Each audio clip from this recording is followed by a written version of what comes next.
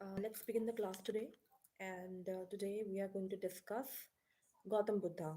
It's sermons. The name of the chapter is Sermons at Benaras, and Sermons at Benaras, and it is in the English literature book of class 10. In class 10, we can,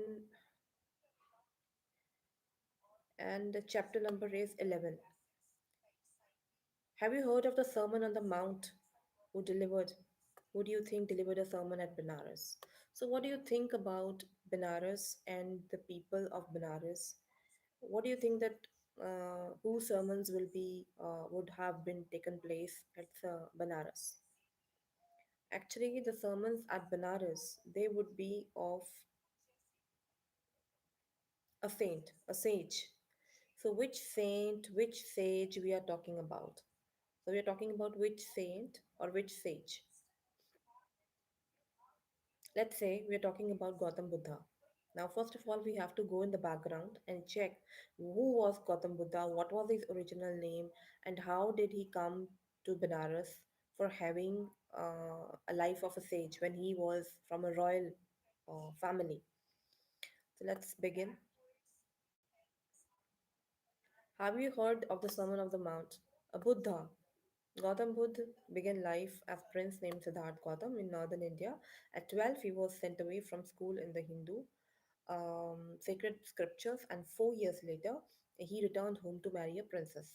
Now, Gautam Buddha, he was just a name, as a name of what do you call that? Her original name was Siddharth, Siddharth the Great. Now, Siddharth was actually who? He was a prince. He was a son of a king, royal king, and he was not at all interested in the social life and the community life, how the people are living, what are they doing. He was already pampered and inside the walls of the royal king.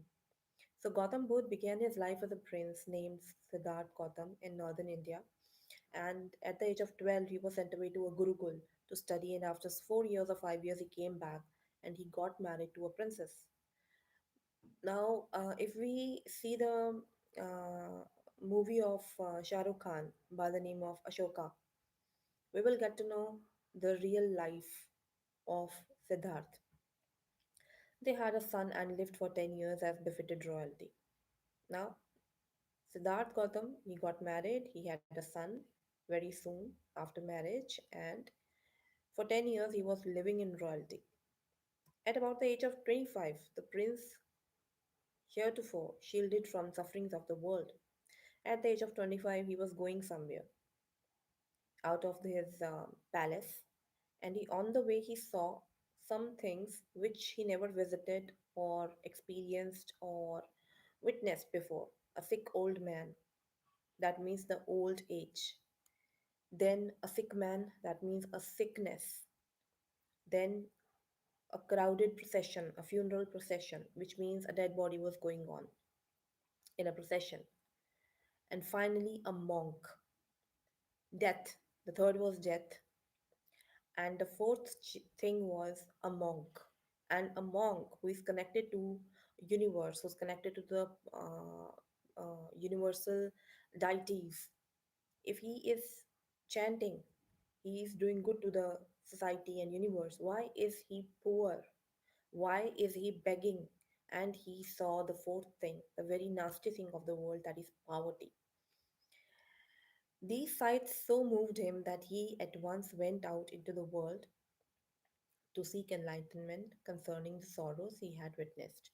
Now he had witnessed so much of sorrows: old age, sickness, poverty, death. These four are the most uh, irreplaceable. Irreplaceable means which cannot be replaced, which cannot be mended. He saw these four uh, things concerning sorrows he witnessed. He wandered for 7 years and he decided, he was so much shocked when he went back to the palace. He cried, he wept that such is the uh, evil which suffers, which humanity suffers. He wandered for 7 years and finally sat down under a peepal tree. So he became a monk. He left his palace, he left his wife, his son, and he went out to become a sage, a saint. And after 7 years, he finally sat down under a peepal tree. He sat down under a peepal tree where he vowed to stay as a sage. So after 7 years, he got enlightenment. Enlightenment means that he come to know about the truths of life. Basically, these were not sorrow; these were the truths of life, which told him that yes, these are the things which we have to go through. Till the time you are child, you are young, you don't have to worry about anything. But the moment you are above your age or you are old, you have to follow these things, you have to go through these things. So everybody, either king also, they have to surrender against in front of fate. And this is the fate of every human being. So until enlightenment came, he sat under bodhi tree and he meditated there. Because Buddha, Lord Buddha, he meditated under that tree. That's why that tree was named as bodhi tree. Not every people tree is bodhi tree. That tree is used to call by the bodhi tree, buddhi tree.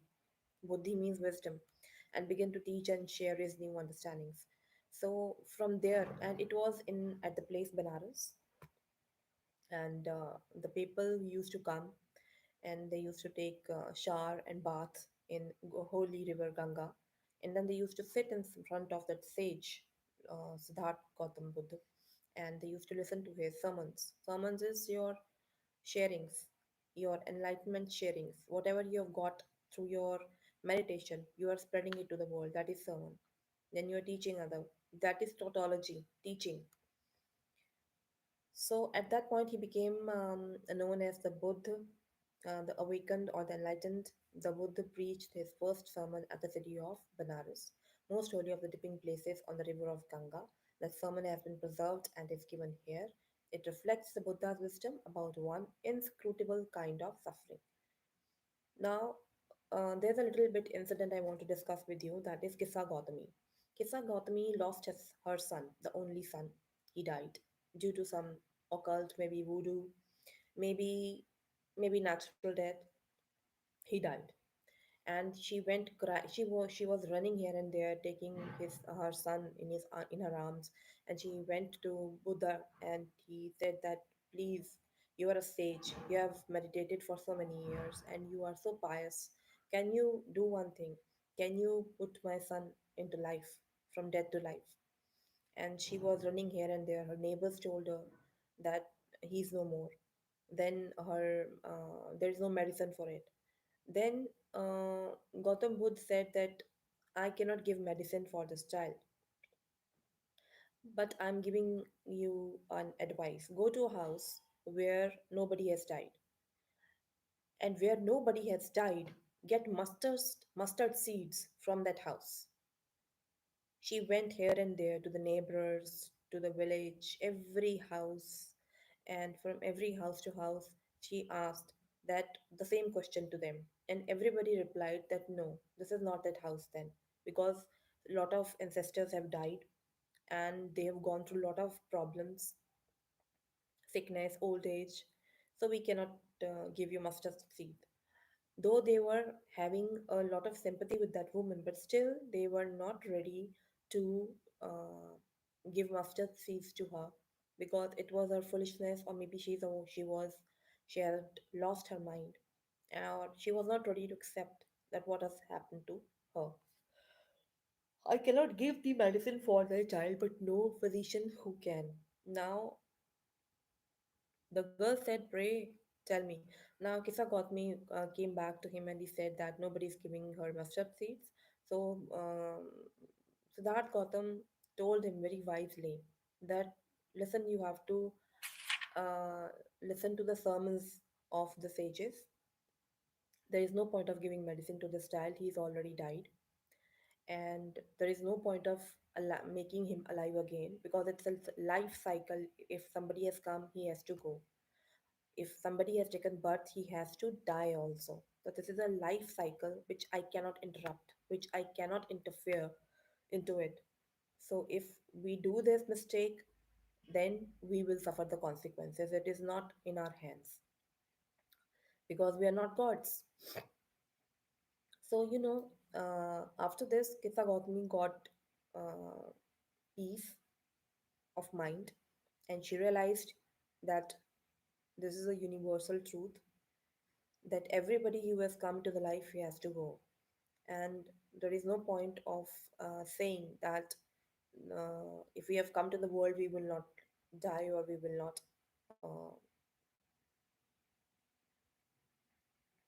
fall sick or maybe go for age old syndrome. So after this, Lord Buddha, he gave sermons, few sermons at Benares. So he said that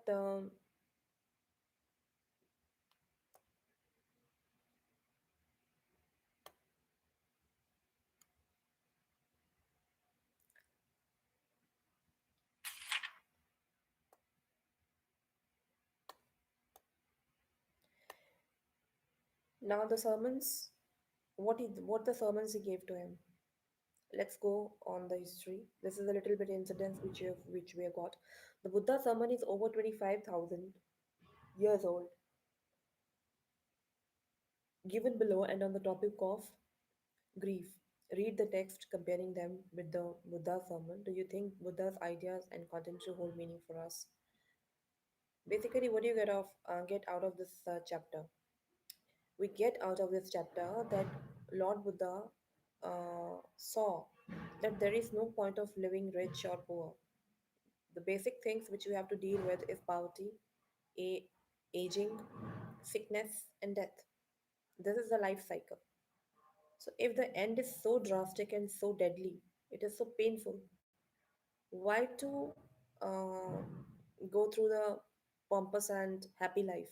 Why don't live a life of saint? Actually, he got sadness into him. He became pessimist after realizing the truth of life. He became pessimist. And after pessimist, he left all his happiness, his family, his relationships, even his married life.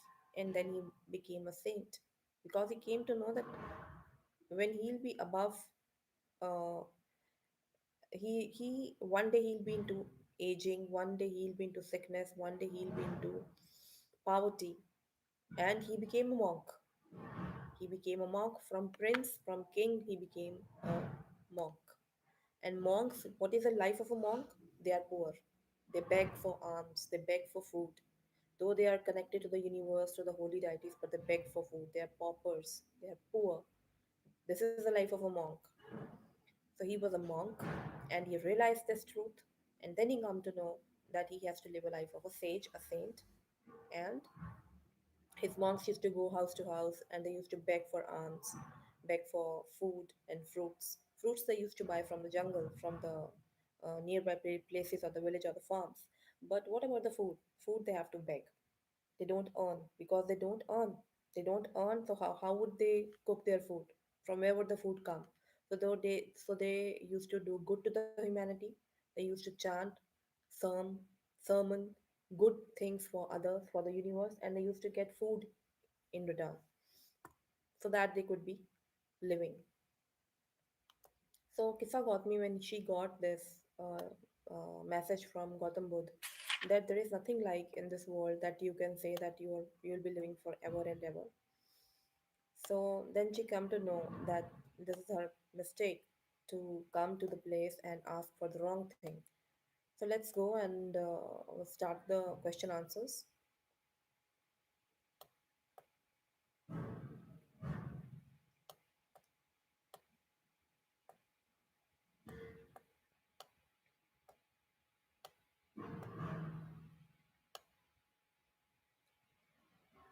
He gave the example to this Kissa Gautami. What was the example he gave to confirm that his son is dead? What is death? Actually, he gave him the message, gave her the message to Buddha, Lord Buddha. He gave message to Kissa Gautami that how your son has died is not important. Your son has died is important and is accepted by you. It should be accepted by you. And he gave the examples that when the fruits, first example he gave, that after reaching old age there is death. And this is the nature of living beings also. As ripe fruits are early in danger of falling. When the fruits are ripe, the branch becomes heavy and it sheds the fruit. This is basically the life cycle. As all earthen vessels made by potter, no matter how much strong vessel is made by the mud, by the potter, but once it is cracked, it is gone. So is the life of human beings. So both young or adult, both are who think that they will live longer and they'll become immortal, they are fools. And the wiser is the person who accepts the power of death, that the death is powerful. All are subject to death. Of those who overcome by death depart from life, a father cannot save his son. He said that kings, queens, and fathers, and even the lords, they have to surrender in front of this destiny, this mark, and that is death. Relatives are looking on and lamenting deeply one by one mortals are carried off, like an ox that is led to the slaughter. So the world is afflicted with death and decay, therefore the wise do not grieve, knowing the terms of the world.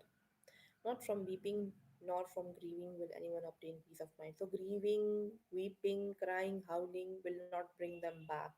Rather, we should pray for them that they, wherever they are settled in the life, they should settle in the best place of the universe, and they should not suffer, and their journey should be smooth, the ahead journey, which the journey after death a person has to travel. He will make himself sick and pale. Yet the dead are not saved by his lamentation.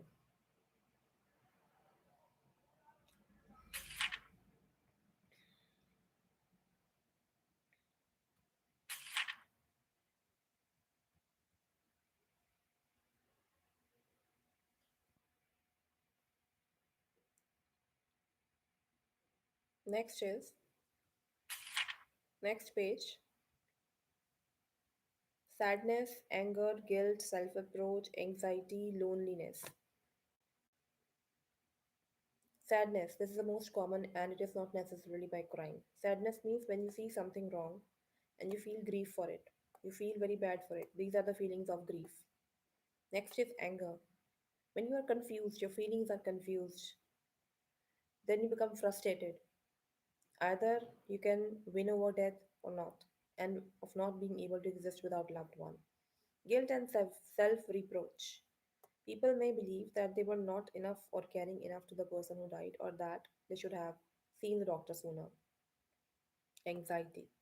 An individual may fear that she or he won't believe to be herself. Loneliness, when you are alone, there is no family member or friend around you, you're totally alone. Meals are no longer prepared the same way. Phone calls to share a special moment don't happen.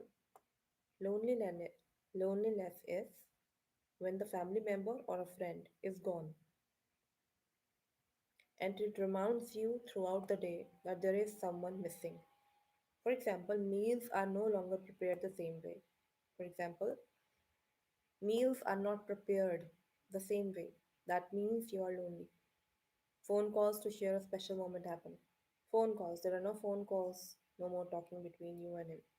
That is you and your family member or maybe a friend. That means you are, this is loneliness. Fatigue. There is an overall sense of feeling tired. Fatigue is total tiredness of the body. Disbelief. This occurs particularly if it was a sudden death. Disbelief is disbelief occurs when there is a sudden death. It was a sudden death. Helping others who are experiencing grief, helping others who are experiencing grief. When a friend, loved one, or co worker is experiencing grief, how can we suppose our friend or loved one or co worker is going through a grief? How could we help him or her? It helps to understand that grief is expressed through a variety of behaviors. Reach out to others in their grief, but understand that some may want to accept help and will not share grief. Others will want to talk about their thoughts and feelings or reminiscence. Reach out to others in their grief. So he says, when the other person is in grief, reach out to that person and try to console him through thoughts and feelings. through remindings and the old things. Be patient. Let the grieving person know that you care them to support him or her. Let the grieving person know that you care for him. Then he will be out of his grief or she will be out of his grief. Good grief. Now this is a grief which the people are going through. Now the next is good grief. Soon after my wife died, her car slid off an icy road in 1985. A school psychologist warned me that my children and I were not mourning the right way. We felt angry. The proper first stage, he said, is gentle. In late August this year, 38-year-old son Michael died suddenly in his sleep, leaving behind a 2-year-old son and a wife expecting their next child. There is no set form for grief and no right way to express it. Seems to be an expectation that after a great loss we will progress systematically through the well known stages of grief. It is wrong. We are told to jump to anger or to wallow too long in this stage before moving towards acceptance. Now he gave two examples that his wife died, then his 38-year-old son died, and his son died, his wife died. So, what's the point? He was left alone without a family member. One by one, the family members, the specific and the most close family members, they went. So, this is the grief, the actual grief which one has to go through. And such type of grief has happened with everybody. Next page.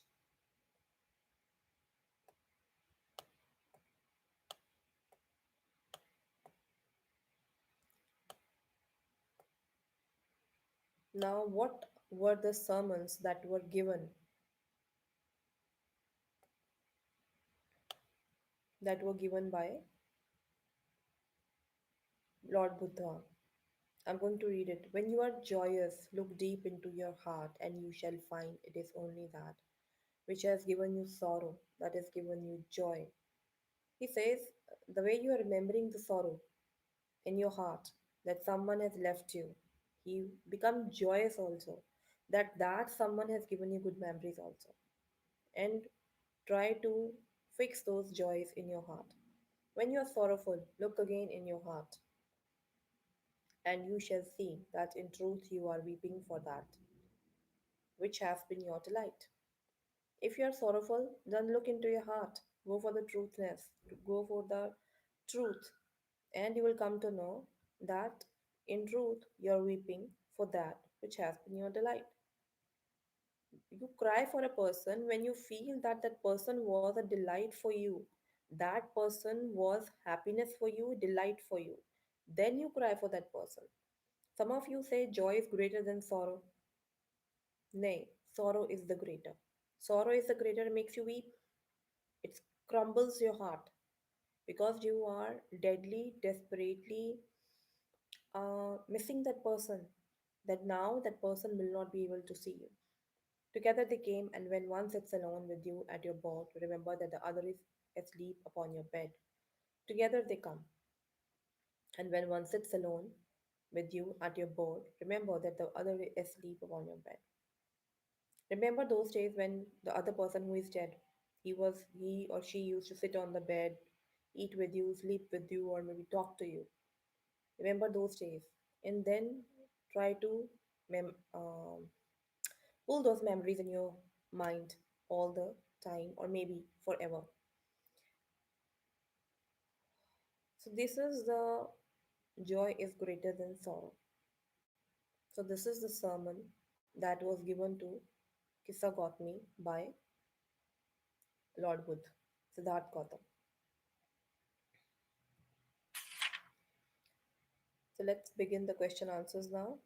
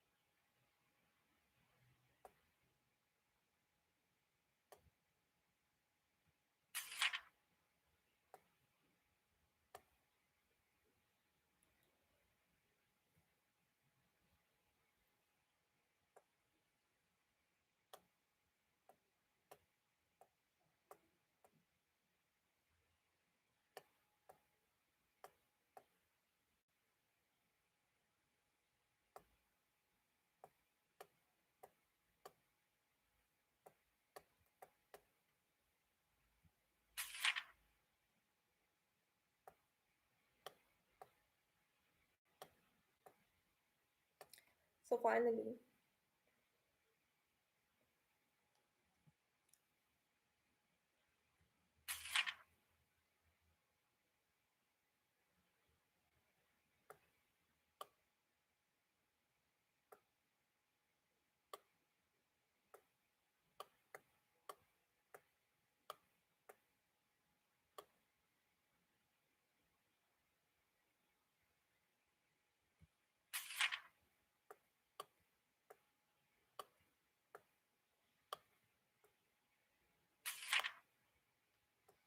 finally, this is done. This chapter is done, and it had a very sad message also.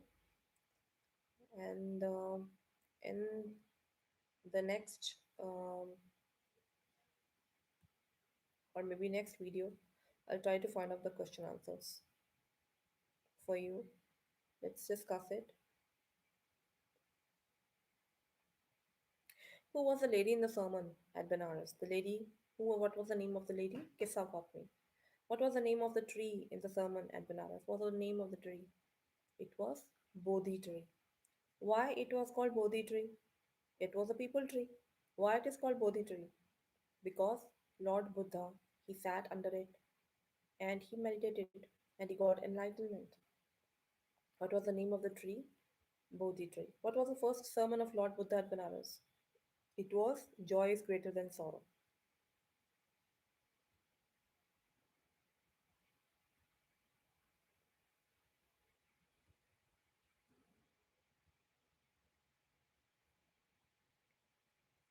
Let's go for the question answers.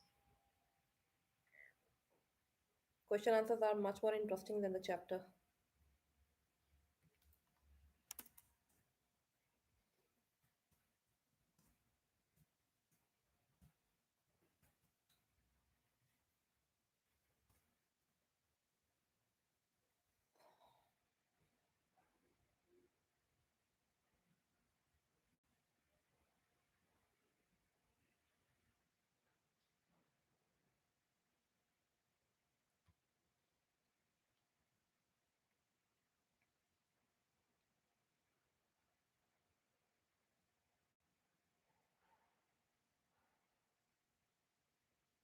It was chapter 10, Sermon at Benares.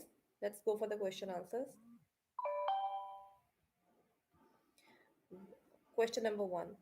When a son dies, Kissa Gautami goes from house to house. What does she ask for? Does she get it? Why not? After the death of her only son, Kissa Gautami was overcome with grief.